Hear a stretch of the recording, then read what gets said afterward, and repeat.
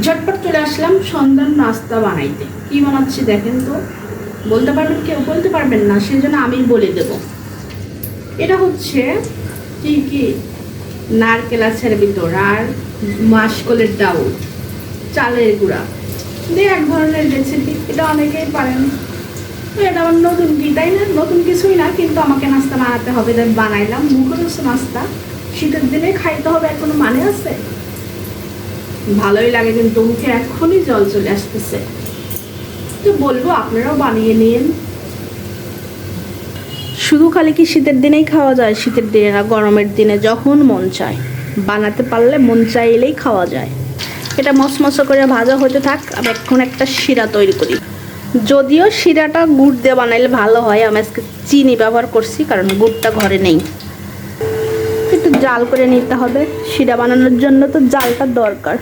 আর কি বলবো, দুঃখের কথা, গ্যাস থাকে না, কি করব রান্না বাড়ি। আবার আজকে তো দেখি সন্ধ্যার দিকে আসলো, তাই ভাবলাম একটু নাস্তাটা বানাই। অল্প একটু গুড় ছিল, একটু কালার করার জন্য দিয়ে দেই। আসলে গুড়েরটা তো মজার লাগে বললাম, কিন্তু কি আর করব, এখন আর বাজারে যাইতে ইচ্ছা করছে না।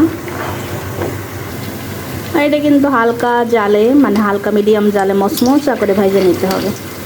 আমি ভাজতেছি আস্তে আস্তে, কারণ যত আস্তে ভাজবেন ভিতরটা তো আসলে সুন্দর করে সফট হইতে হবে না, আমার মচমচা হইলেই ভালো লাগে।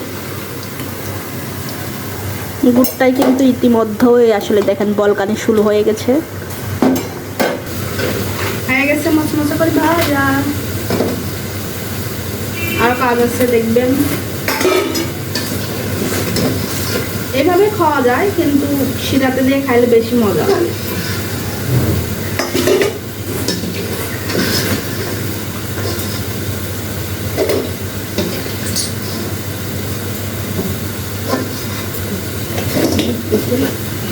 বাদ বাকিগুলো ভেজে নেই।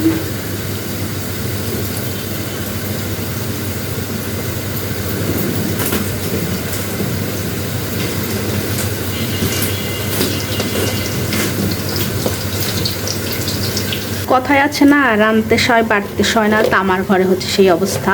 সবাই এখন ভাজাটাই খাবে, কারো আর চিনি দেওয়ার অপেক্ষা সচ্ছে না, তাই সবাইকে একটু দিয়ে আসি, খাইতে থাক।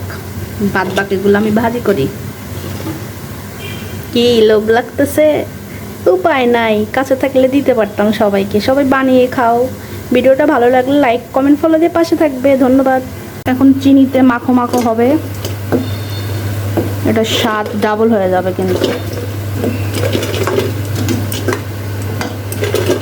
খাইতে চাইলে তাড়াতাড়ি নেমন্তন্ন নিয়ে নাও সবাই। এগুলো তুলে অন্যগুলো দেবো নাকি?